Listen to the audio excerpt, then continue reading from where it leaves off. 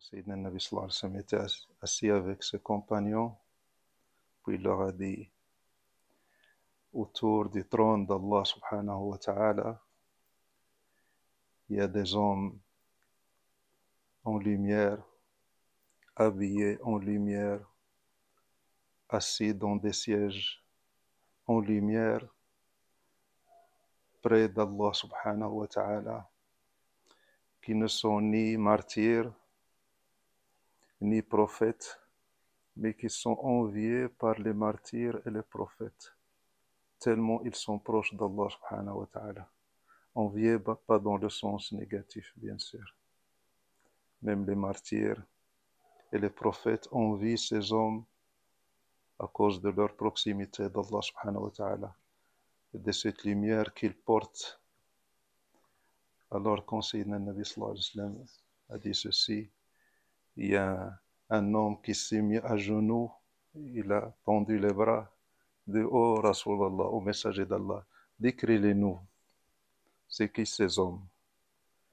Alors là, Sayyidina Nabi sallallahu alayhi wa sallam leur a dit, ce sont des hommes qui viennent de pays différents,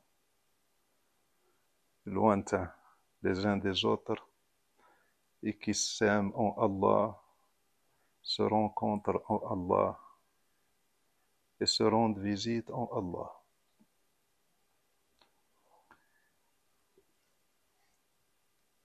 Le monde et la vie fait que tout le monde aime l'autre pour un intérêt.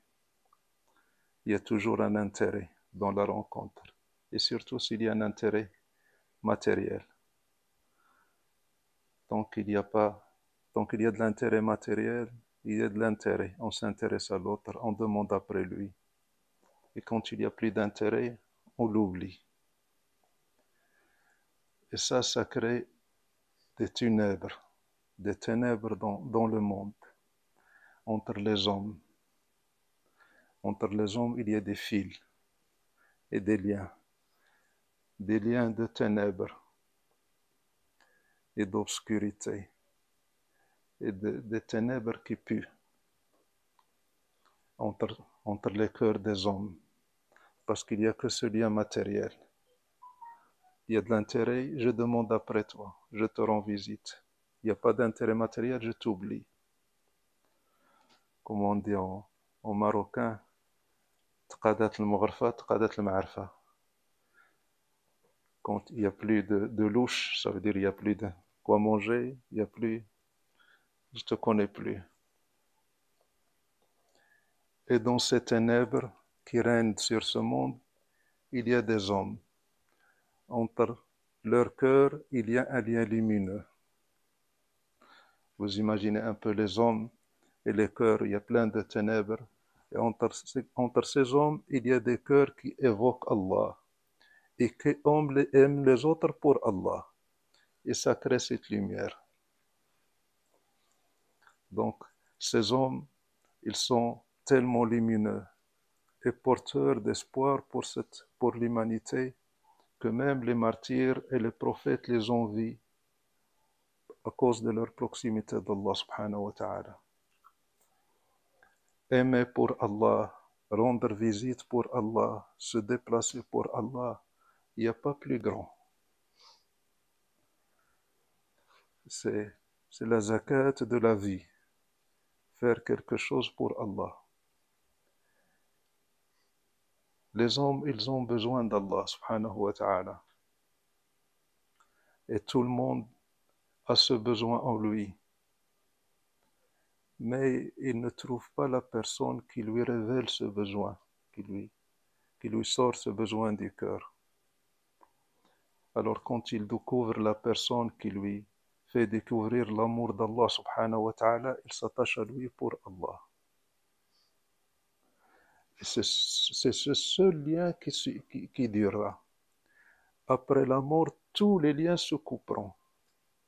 Même avec ton fils, ta fille, tu oublieras tout le monde. Le père, il rencontre son fils le jour de la résurrection. Il lui dit, je te dois des bonnes actions, des hasanat. Il le prend et le pousse dans l'enfer. il n'y a aucun lien qui reste. Toute l'amitié et l'amour qu'on porte pour les autres aujourd'hui finira juste après la mort et se transformera en animosité. Et l'ami se transforma en ennemi. Al-akhillau ba'duhum li ba'din yawma'idin adu illa al-muttaqin. Ya ibadi, tout se transforme en ennemi. Ton père, ton fils, ton frère, ça va être ton ennemi, ton pire ennemi. Sauf le lien de l'amour en Allah subhanahu wa ta'ala. Allah subhanahu wa ta'ala, quand il a demandé à Noé de construire le bateau, l'arche, on dit l'arche de Noé, c'est ça? Quand il lui a demandé de construire l'arche, il lui a dit, je vais te sauver toi et ta famille.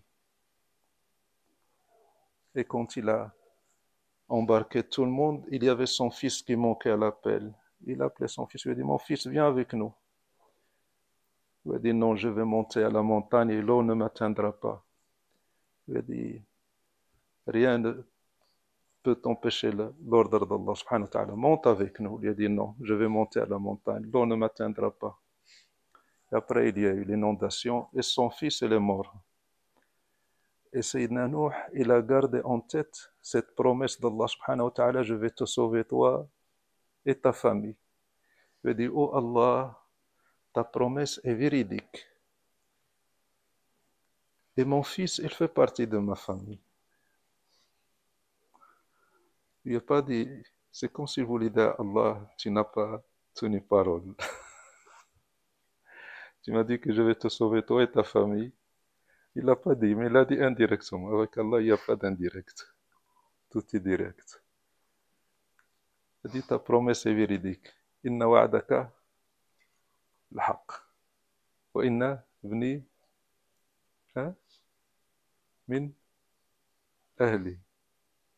Allah subhanahu wa ta'ala dit, oh Noé, qu'est-ce que tu es en train de faire? Qu'est-ce que tu es en train de dire? Il ne fait pas partie de ta famille. C'est pas ta famille. C'est pas ta famille. La famille, la vraie famille, c'est le lien qu'il y a en Allah subhanahu wa ta'ala. Donc, c'est nous, on est aujourd'hui réunis, pas tous pour Allah. S'il y a un frère qui est venu pour Allah, ça suffit. On va pas avoir la prétention de dire que tout le monde est venu pour Allah, c'est trop prétentieux. Mais s'il y a un frère ou une sœur qui est venu pour Allah, ça suffit. C'est pour ça que entre les cœurs, ça crée ce lien de lumière et ce fil de lumière, et ça crée des mailles comme un filet. Et ce filet, il emporte ceux qui sont sincères et pas sincères. Le plus important, c'est qu'il faut qu'ils soient dans le groupe. Humul qawmu la yashqa bihim jalisuhum. On ne devient pas jamais malheureux quand on est en compagnie des heureux. Donc dites Alhamdulillah. Qulu Alhamdulillah.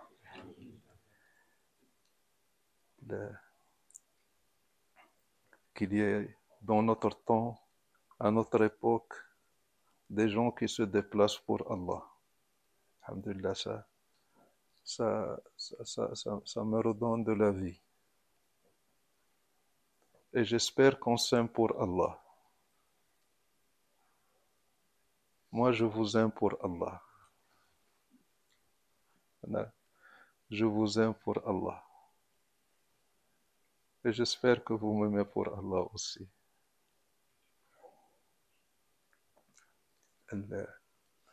Le lien d'amour pour Allah subhanahu wa ta'ala, c'est quelque chose qu'on ne peut pas décrire. Celui qui a l'amour, il a tout eu.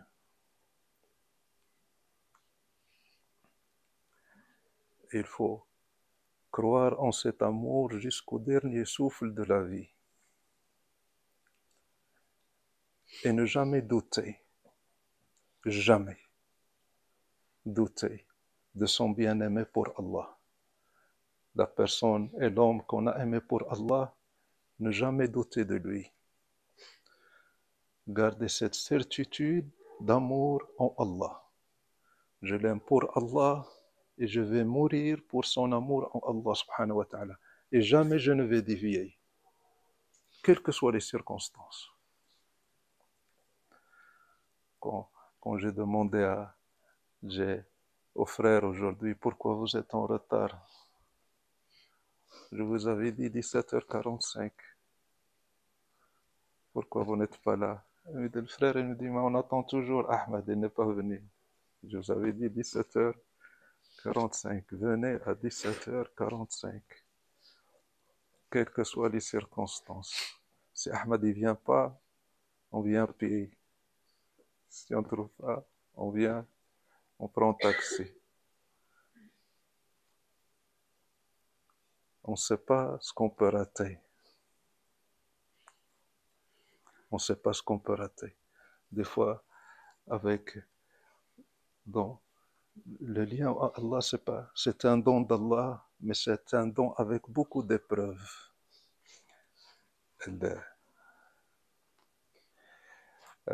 الحب في الله, l'amour en Allah. C'est beau, mais c'est difficile.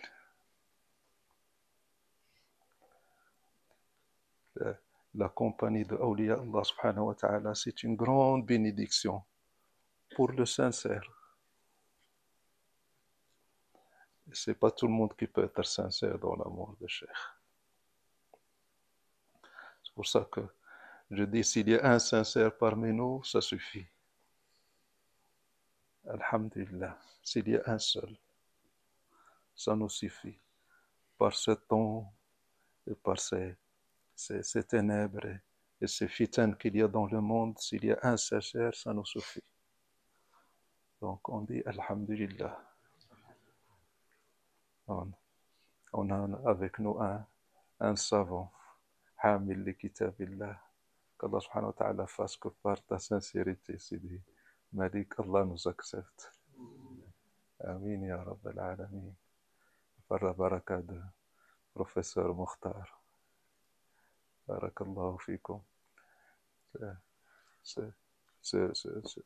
Cette rencontre, c'est votre bénédiction, Inch'Allah. Et votre sincérité, bi'idnillah. Donc il n'y a pas plus noble et plus grand que l'amoureux. Parce que l'amoureux, il n'a pas de compte à rendre à Allah. L'amoureux n'a pas de compte à rendre à Allah. Parce que quand Allah va lui dire « Qu'est-ce que tu as fait pour moi ?» il lui dit « Je t'ai aimé ». Il ne va pas voir les actes.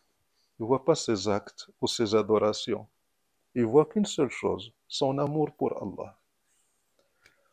Celui qui croit qu'il va présenter quelque chose à Allah, il est faux, n'est pas normal. On n'a rien à présenter à Allah. Si Allah pose la balance devant moi, je lui dis, emmenez-moi à l'enfer. J'ai rien. Une balance, qu'est-ce qu'on va mettre dessus?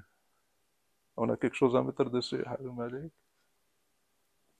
L'amoureux, Allah lui dit, qu'est-ce que tu as fait pour moi? Il dit, je t'ai aimé et je t'aime. Comme dit le Cheikh Rajab, si Allah veut me mettre en enfer, je l'accepte. Mais en enfer, je vais appeler les gens à l'aimer.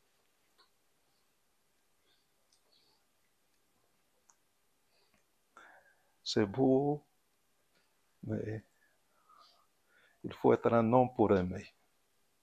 C'est pas facile. Nous, notre amour, il fluctue avec l'intérêt. Il n'est pas stable. Il y a toujours un intérêt. L'amour pour Allah subhanahu wa ta'ala commence pour l'amour pour l'homme d'Allah subhanahu wa ta'ala. Sayyidina Nabi sallallahu alayhi wa sallam, c'était un homme, mais c'était un homme d'Allah, le représentant d'Allah. Il est tellement proche d'Allah, à tel point qu'Allah subhanahu wa ta'ala a dit de lui, Man yuti'a ar-rasoul faqad ata'a Allah. Celui qui obéit au messager, il a obéi à Allah. Ça veut dire quand Sayyidina Mohammed parle, c'est lui qui parle, c'est pas lui qui parle. C'est qui parle? Allah. Ma yantiqu anil hawa. Il ne parle pas de son ego. Ce n'est que de la révélation. Toutes les paroles de Sayyidina Mohammed sont une révélation. Donc quand Sayyidina Mohammed sallallahu alayhi wa sallam, il parle, c'est pas lui qui parle. C'est qui parle? C'est Allah. Tu vois Sayyidina Mohammed, mais tu entends les paroles de qui? D'Allah. La lumière de Sayyidina Mohammed sallallahu alayhi wa sallam n'est pas partie avec Sayyidina Mohammed sallallahu alayhi wa sallam. Sinon le monde ne pouvait pas et ne pourrait pas exister. Et c'est cette lumière de Sayyidina Mohammed sallallahu alayhi wa sallam qu'on est en train de sentir maintenant. Un petit bout. Il y a des gens qui boivent. Nous, on sent le bouchon. Et ça nous enivre. Donc dites Alhamdulillah. Alhamdulillah ala fadlillah. Allah yajma' qulubna ala mahabbatih.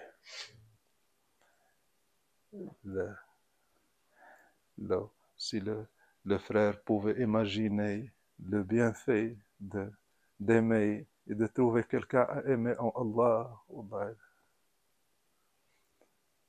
alhamdulillah ala kulli hal. Alhamdulillah.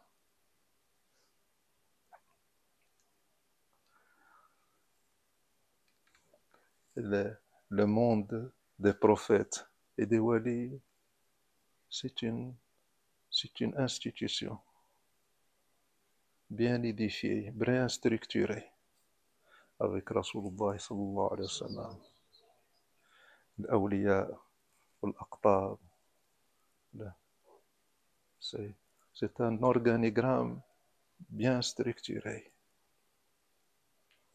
Et si toi, il t'arrive à te lier à quelqu'un de cet organigramme, hani allak, félicitations. Mais ne reste pas seul. Ne reste pas seul. Lie-toi à quelqu'un, en sa présence et en son absence. Quand tu es avec lui physiquement, lie-toi avec lui. Et quand tu n'es pas avec lui physiquement, lie-toi avec lui.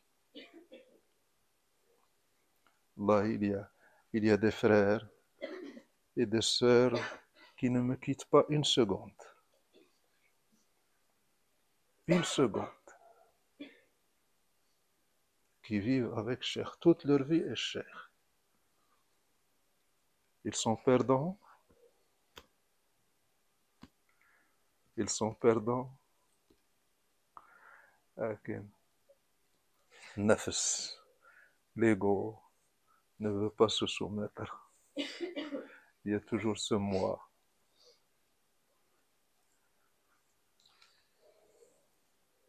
Alhamdulillah.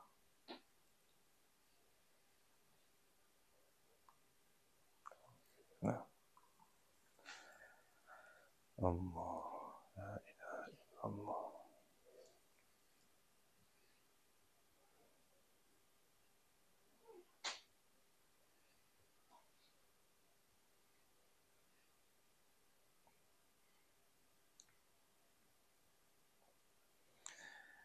يا أيها الذين آمنوا اتقوا الله حق تقاته كمل يا سيدي ولا تموتن كمل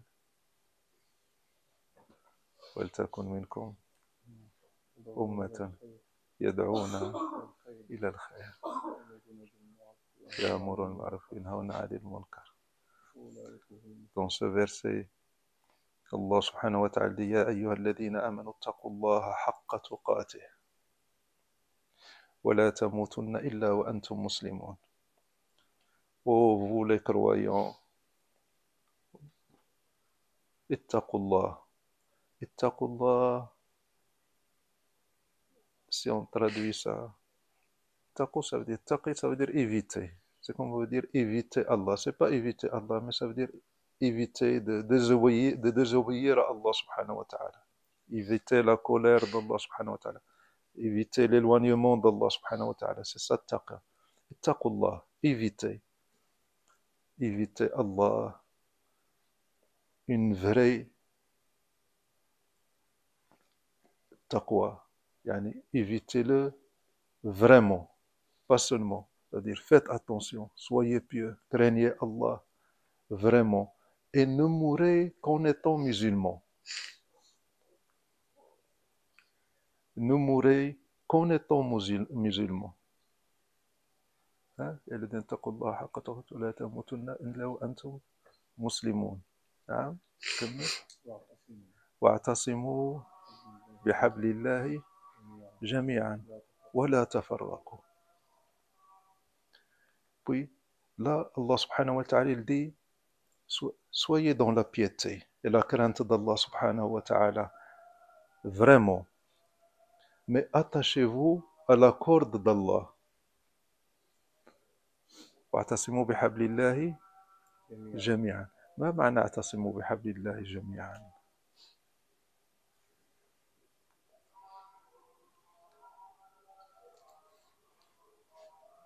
قل لي يا حاج مالك. هو رسوله. نعم. الله ورسوله أعلم. لا قول يا شيخ. Attachez-vous tous à la corde d'Allah subhanahu wa ta'ala, la corde que vous attendez.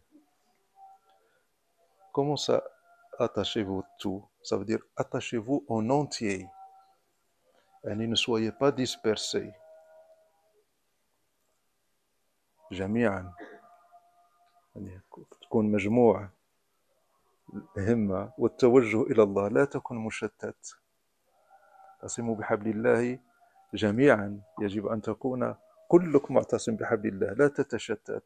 مش الناس كلها تعتصم بحبل الله، أنت جميعا. مفهوم الحاج مالك؟ أنت تكون جميعا، لا تتشتت. يعني orientez toute votre attention et votre concentration à Allah subhanahu wa ta'ala. Et ne te disperse pas. Et la corde qui nous a été tendue par Allah, c'est qui? C'est Sayyidina Muhammad sallallahu alayhi wa sallam. C'est pas Hablullah, Rasulullah sallallahu alayhi wa sallam. Quelle corde nous attendait Allah? Sayyidina Muhammad sallallahu alayhi wa sallam. Et quelle corde nous attendait Sayyidina Muhammad sallallahu alayhi wa sallam? Awliya Allah, waratatuh. Yani tu dois te donner en entier à la corde d'Allah. Et ne rien laisser pour toi. يسموه الفناء. لا اعتصموا، لا نسميه فناء. اعتصموا بحبل الله جميعا، لا تترك شيئا لغير الله. Ne laisse rien pour autrui. Donne-toi en entier à Allah. Ne garde rien pour toi. Ne te disperse pas. Ton malheur vient de ta dispersion. Ton malheur vient de ta dispersion, à droite et à gauche. Tu penses à ça et à ça, tu as 1000 choses en tête en même temps. Et tu es dispersé et ça t'affaiblit. Alors ta force, il vient d'où? Quand tu te donnes en entier. Et celui qui arrive à réaliser ça avec Cheikh, il devient un surhomme.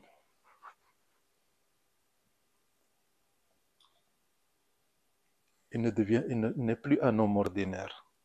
Celui qui rassemble tout son être et qui le donne et s'oriente avec tout son être à Cheikh, il n'est plus lui-même, il devient Cheikh.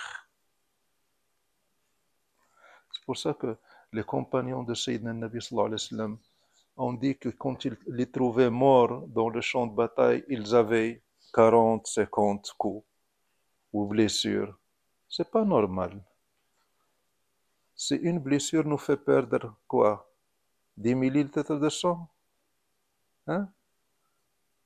S'il y a 10 ou 40, il peut tenir? Hein? Scientifiquement peut pas tenir. C'est qui le faisait tenir?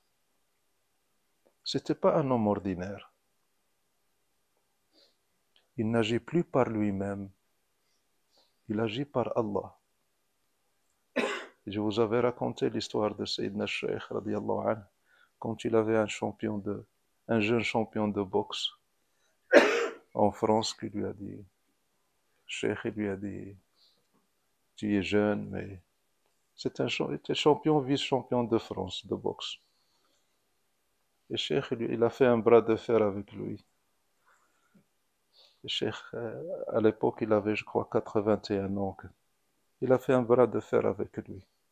Le Cheikh, l'autre, il était comme ça. Le Cheikh, il était comme ça. La fin lui a fait Cheikh comme ça.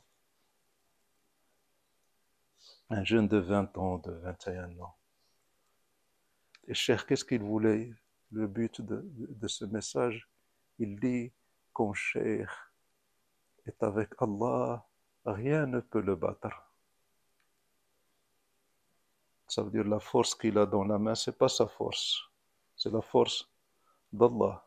وَمَا رَمَيْتَ إِذْ رَمَيْتَ وَلَكِنَّ اللَّهَ رَمَى. C'est pas toi qui as conseillé le Nabi sallallahu alayhi wa sallam à jeter la poussière dans les yeux de l'armée et cette poussière elle a touché les yeux de 1000 hommes ou 10 000 hommes ou je ne sais plus. Allah subhanahu wa ta'ala lui a dit, c'est pas toi qui as jeté cette poussière, c'est Allah qui l'a jetée. C'était ta main, mais dans la réalité, celui qui a jeté, c'était qui? Allah. Qu'Allah subhanahu wa ta'ala mette cette conviction dans vos cœurs. Wallahi, vous ne serez pas perdant. Celui qui investit et qui n'a pas de retour, qui vienne me dire tu es un menteur. Je ne vous vends pas du rêve. Wallah, je vous vends de la réalité. Et je sais ce que je dis. Investis, donne-toi. Et si tu n'as pas de retour, viens me traiter de menteur.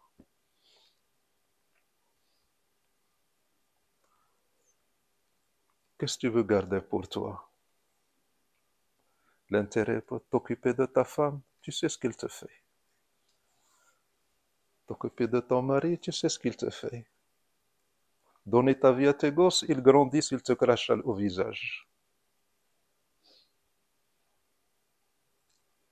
Qu'est-ce que tu veux garder pour les autres?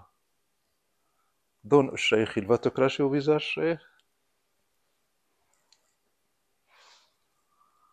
Tu donnes tout à tout le monde et tout le monde est ingrat. Et tu persistes. Tu dis, c'est comme ça. Tu veux rester dans ta zone de confort. C'est ça ce qu'on appelle en psychologie la zone de confort, la peur de l'inconnu. C'est qui ce cheikh? Moi, je préfère rester dans ma souffrance que me lancer avec cheikh. Je ne sais pas ce qu'il va m'arriver. Ce que tu donnes, tu le reçois. Donc, l'amour, c'est bien beau, mais il faut donner. Donner de son être, de sa vie, de son amour à Cheikh. Celui qui dit que j'aime et qui ne donne pas, kadab, c'est un menteur.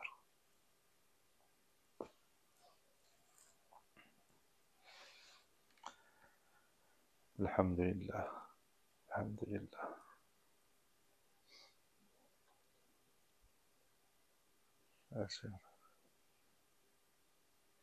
في شي سؤال؟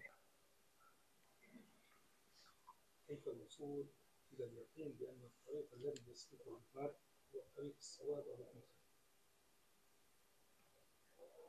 نعم. كيف الوصول comment on peut arriver à la certitude de la voie qu'on suit et la voie de طريق الصواب أو الخير؟ كيف الوصول إلى اليقين بأن الطريق هذا هو طريق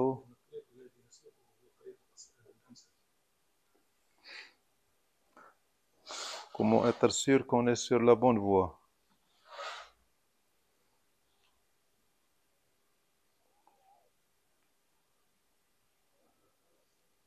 Il y a deux moyens. Il y a la raison, il y a le cœur. On peut savoir ça par la raison et par le cœur. La raison, c'est Shara'. Shara' Rasulullah sallallahu alayhi wa sallam. Donc on sent que la voie nous rapproche d'Allah subhanahu wa ta'ala et de la crainte d'Allah subhanahu wa ta'ala, de la crainte du péché et de l'amour de l'adoration, ça veut dire qu'on est sûr. Parce que notre voie, elle est bien cernée par la charia, par la loi divine. Tant qu'il y a cette voie respecte la charia et nous incite à respecter la charia, on est sur la bonne voie. Ça, c'est avec la tête.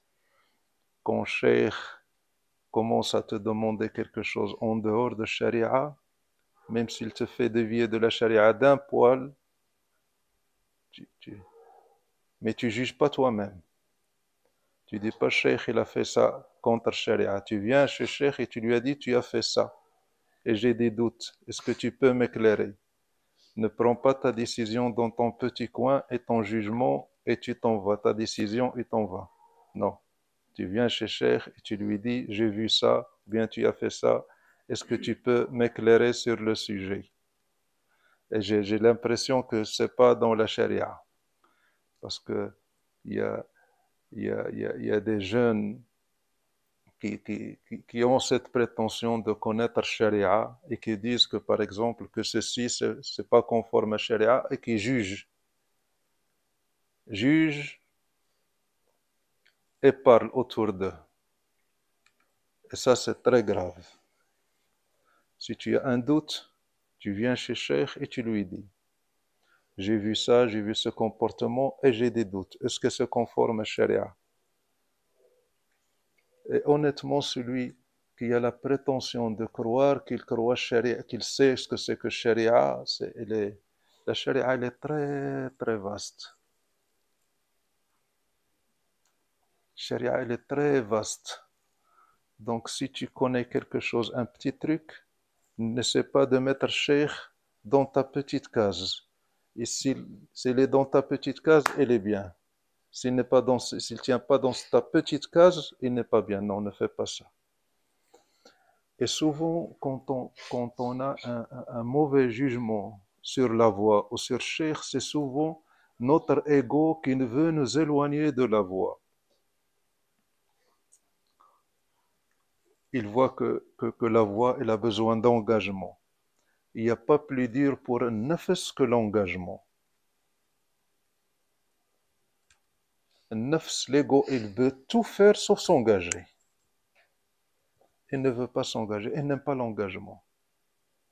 Je viens, j'écoute la leçon, c'est gentil, c'est beau, les paroles sont bien, merci beaucoup, bonne soirée, au revoir. Le nafs, c'est ce qu'elle aime. Même quand on assiste à une leçon, on dit Alhamdulillah, c'était une belle leçon, on a passé un bon moment. Et puis on s'en va. Et là, quand tu dis qu'il faut t'engager, que c'est une voie, que l'islam c'est une voie, il faut s'engager, il faut cheminer, il faut faire un effort, il y a des règles, il te dit non, non, non, non, non, non, ça, je veux pas. Je viens assister à tes leçons, tu es bien gentil, mais ça, c'est... Donc, quand l'ego ne veut pas s'engager, il a peur de l'engagement, il essaie de trouver des défauts dans la voie. Et quand on cherche un défaut, on le trouve. On le trouve toujours. Et quand on le trouve, on dit Alhamdulillah, j'ai trouvé un défaut. Je vais m'éloigner. Et quand quelqu'un lui demande pourquoi tu as laissé tomber la voie, il lui dit parce que j'ai trouvé un défaut.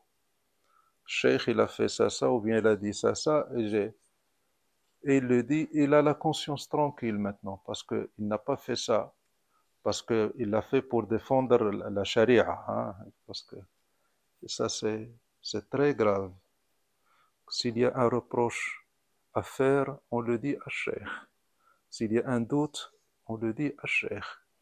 Et la porte, elle est bien ouverte.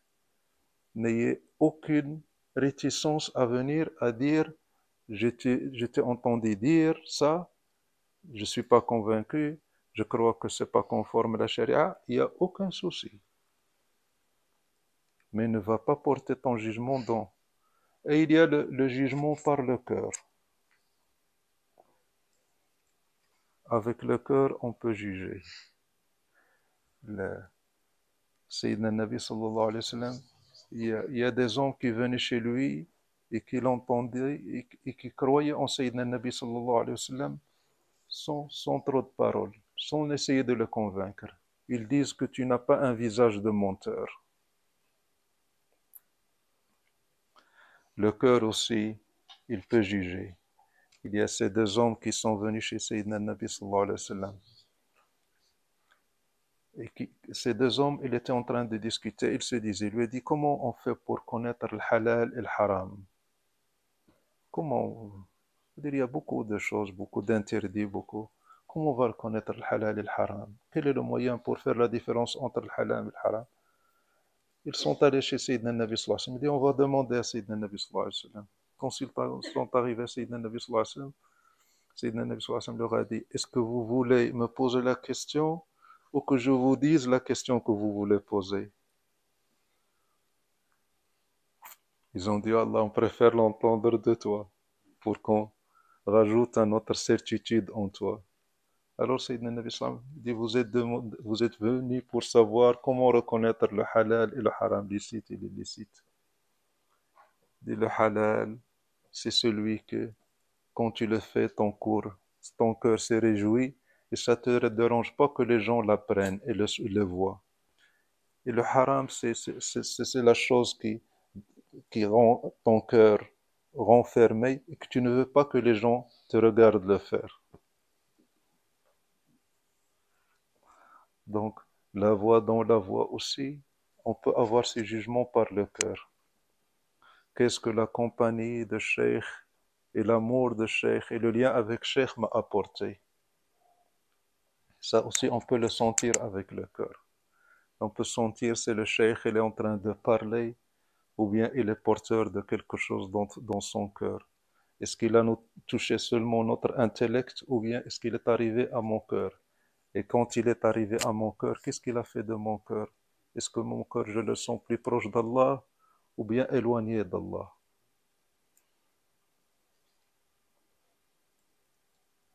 Quand on emprunte un chemin et qu'on essaie à chaque fois de savoir si c'est le bon chemin et d'avoir un jugement, de voir si c'est bon, c'est pas bon, tiens, on va changer, c'est pas bon, on n'arrive à rien.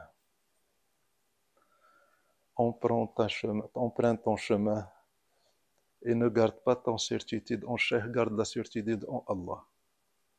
Et Allah subhanahu wa ta'ala ne te laissera pas tomber.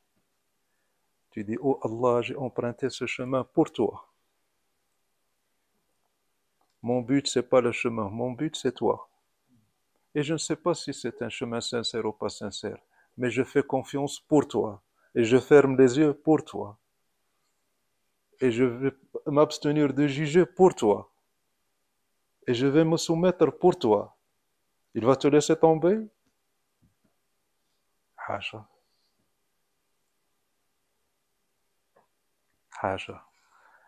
Un homme est allé en Égypte. Du Maroc, il est allé en Égypte. Il cherchait un wali. C'était à l'époque des 4 pôles.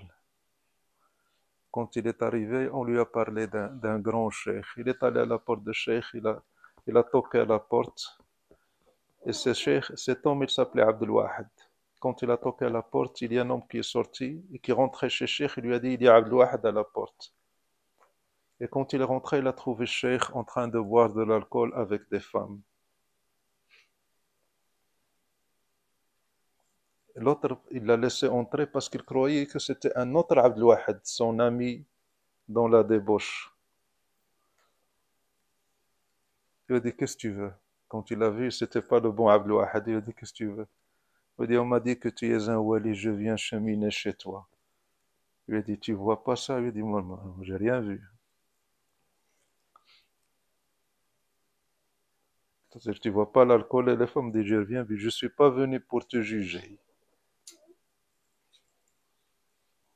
Le jugement, il est pour Allah. L'autre, il a dit, ah, une bonne affaire. Il a dit, tu veux cheminer? Viens servir. Va travailler chez les animaux. Il avait des animaux. Va garder mes animaux.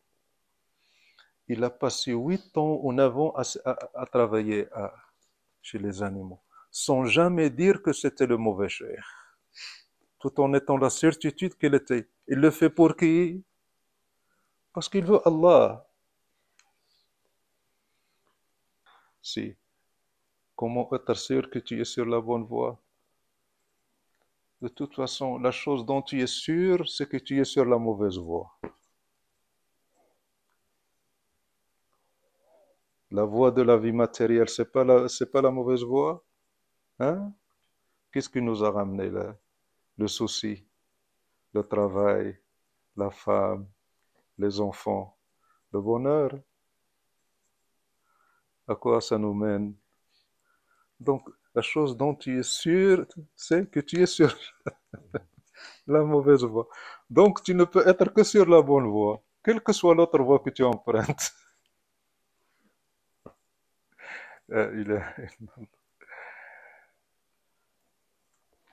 nefs, l'ego, il essaie toujours de trouver une raison, parce qu'il ne veut pas.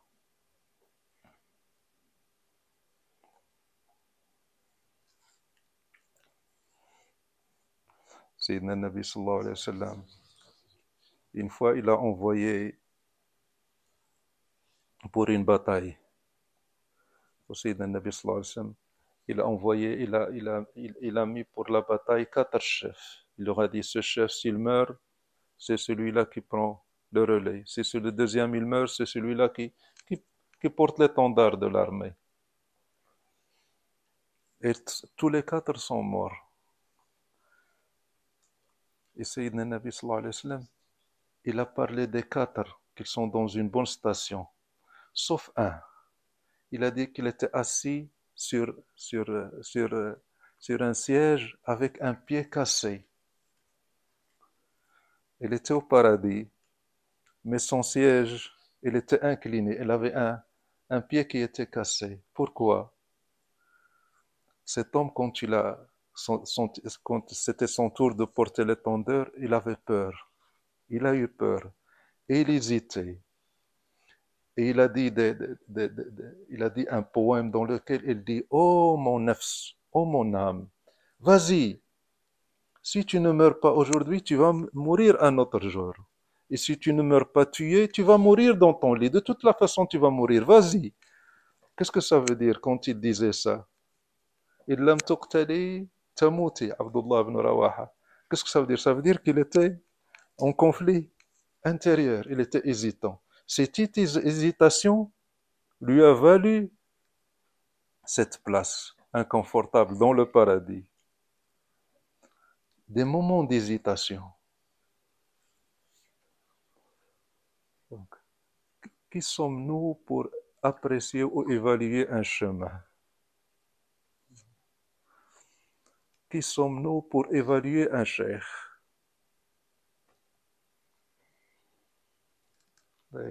De, de,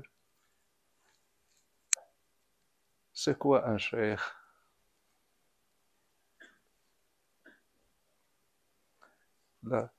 La grande majorité des awliya Allah, si tu les rencontrais, tu sais que quand tu entends parler des grands walis,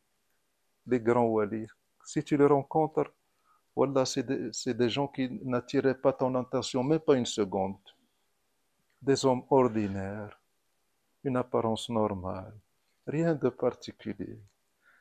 Si on te dit, si tu veux les juger, tu vas dire c'est un mesquin, c'est un drouiche.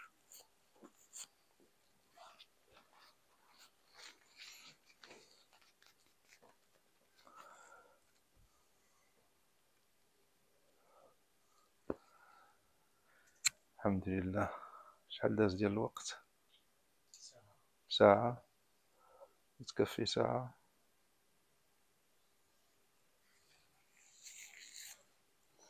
إلا إذا خليل سأل. والله عندي سؤال بس مستحي يا سيدي. ما تستحي ما تستحي. يعني سبحان الله سيدنا، أنا كنا مع أحبابنا مع سيدنا الشيخ رجب، كان في أحباب كثير يعني ما شاء الله. يعني مو لحي سبحان الله إنه شلون عرفتوا إنه مثلا سيدنا الشيخ رجب إنه هذا الطريق وتمسكتوا فيه ويعني وتقدمتوا أكثر من كل الأحباب. يعني سبحان الله إنه مع السماء، مع إنه كان ما شاء الله بجامعة المغربية وجامعة أبو النور، إنه ما شاء الله في أحباب كثير. يعني شو اللي مثلا عرفاكم الشغلة إنه سبحان الله إنه هذا الشيخ اللي هلا هذول حلبية ولا الشامية ولا شو عم تحكيني أنت؟ ايش هي السر؟ ما عم يفهموا عليك. انت بهم تفهم عليك. ترجمنا للجماعة حرام. Je disais, on était beaucoup avec le Sina Cheikh Rajab. Il y a beaucoup de frères, et des frères des anciens. Vraiment, sont restés avec le Cheikh 20 ans, 30 ans, 40 ans. Et subhanallah, ils étaient amoureux du Cheikh, de Sina Cheikh Rajab. Mais Sidna Cheikh Abdelaziz, il avait quelque chose de spécial. C'est-à-dire, il a tout de suite, il a su que Sidna Cheikh Rajab, c'est lui le grand cheikh. Il s'est attaché à lui. Et moi, je me rappelle quand vous étiez avec le Sidna Cheikh Rajab, vous n'arrêtez pas de le regarder. En fait, vous avez le regard de Sidna, vous n'enlevez même pas les yeux de Sidna Cheikh Rajab. Et je trouvais, au début, je trouvais un petit peu bizarre, mais après, subhanallah, j'ai compris, subhanallah, vous avez trouvé quelque chose, vous avez vu quelque chose, et personne ne l'a vu. C'est-à-dire, de Sidna Cheikh Rajab. Et subhanallah, c'est resté, alhamdulillah, c'est-à-dire, et ça m'a fait plaisir que, subhanallah, que vous avez trouvé le secret, en fait, de Sidna Cheikh Rajab, plutôt que les autres frères. Ça, je ne peux pas te dire. Voilà, c'est secret, là. Ça reste ton jugement. Ça reste ton jugement. De toutes les façons, c'est Allah qui donne. C'est jamais par notre effort ou bien notre intelligence. C'est tawfiq. Ma tawfiqiya illa billah.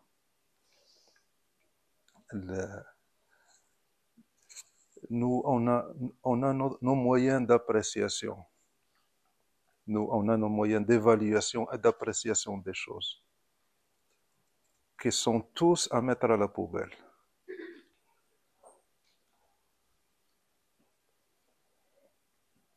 Si on arrive à cette conviction que tout ce qu'on a acquis et tous nos moyens d'évaluation et d'appréciation sont défaillants, on aurait fait un grand pas. Mais nous, on garde toujours en nous ce filtre, ce moi qui évalue les choses, qui apprécie les choses. Ça c'est bien, ça c'est pas bien, ça c'est bien, ça c'est pas bien. Ça il l'a bien fait, ça il l'a mal fait. Et ça, l'ego, il adore ça. Il adore se perchoir, s'asseoir sur le trône et dire lui il est bien, lui il n'est pas bien, lui il a fait bien, lui et commencer à distribuer des cartes et des notes à tout le monde. Ça c'est merveilleux. Si on arrive à la conviction que tous nos moyens sont nuls, on aura fait un très très grand pas. Parce que quand on rencontre Cheikh, il faut savoir pourquoi on le rencontre. Qu'est-ce qu'on veut de Cheikh? Pourquoi on vient chez Cheikh? Il y a des frères qui viennent pour passer du bon temps.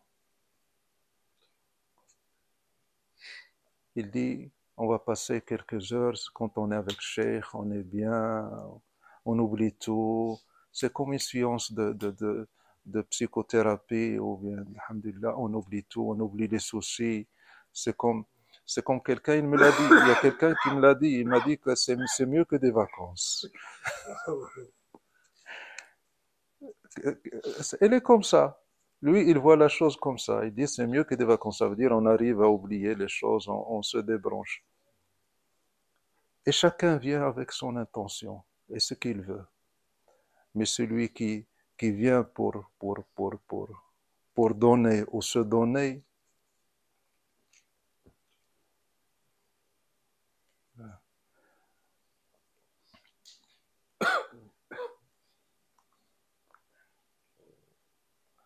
détourne les chers pour regarder qui?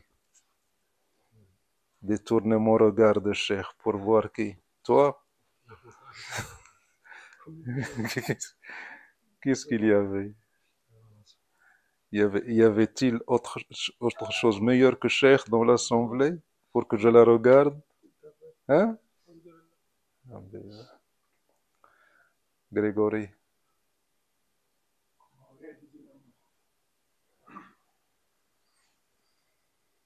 Comment réaliser? On le répète toujours. Celui qui n'a pas l'amour, qu'il fasse les actes des amoureux. Qu'il se force. Qu'il ait cet exercice d'avoir les réflexes et les actes des amoureux. Se forcer à imaginer son bien-aimé, à faire ce que font les bien-aimés, à faire attention à son bien-aimé jusqu'à acquérir l'amour. C'est un exercice, c'est un jihad, c'est un effort qu'on fait.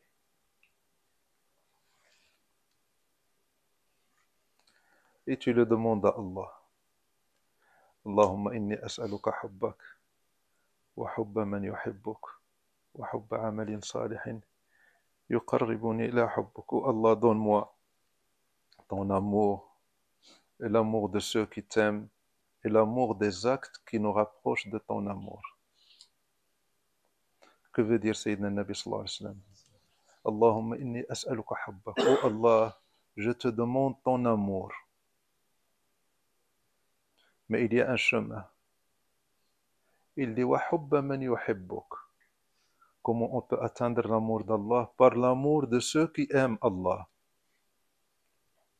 Mais si on n'a pas l'amour de ceux qui aiment Allah, et l'amour des actes qui nous rapprochent de ton amour, ça veut dire si on n'arrive pas à avoir l'amour des hommes qui aiment Allah, qu'on s'attache et qu'on s'exerce à faire les actes des amoureux. Tu connais les actes des amoureux? Tu les connais, Grégory? Tu connais pas?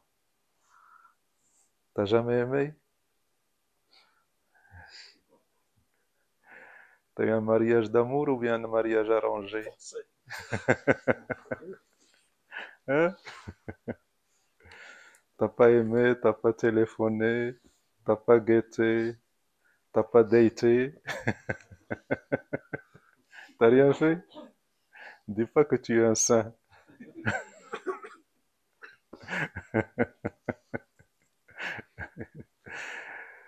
Alhamdulillah, alhamdulillah.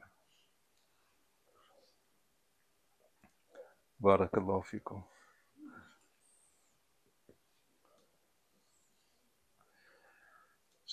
La sincérité, c'est presque une mission impossible. Il est quasiment impossible d'avoir un acte sincère. Le nafs, l'ego, il prend part à l'acte, soit avant l'acte, soit pendant l'acte, soit après l'acte. Il est toujours là. Il veut toujours s'imposer, le nafs. Même quand on fait la prière, même quand on fait le dhikr, même quand on fait les adorations, le nafs, il veut toujours sa part. Soit avant, il veut dire je veux faire ceci pour que j'ai cette récompense, pour que j'ai de la reconnaissance des gens, pour que les gens me voient. Il veut faire ça pour se distinguer, surtout les bonnes choses. Et pendant l'acte, ça veut dire que même si on a une bonne intention, pendant l'acte, ça peut être altéré par la personne, par exemple, avec qui on fait un bon acte. Tu fais un bon acte et puis la personne avec laquelle tu agis bien, il te le rend mal. Et tu te dis, regarde, moi je lui fais du bien et lui il me fait du mal. Ça veut dire que tu ne le faisais pas pour Allah. Et même après l'acte, quand tu rentres chez toi le soir, tu dis, Masha'Allah, aujourd'hui j'ai fait tel, j'ai prié, j'ai aidé, j'ai fait. Donc la nafs, elle est toujours là. Et la nafs, elle est pratiquement impossible d'écraser la nafs, l'ego. L'ego, elle est toujours là, omniprésent.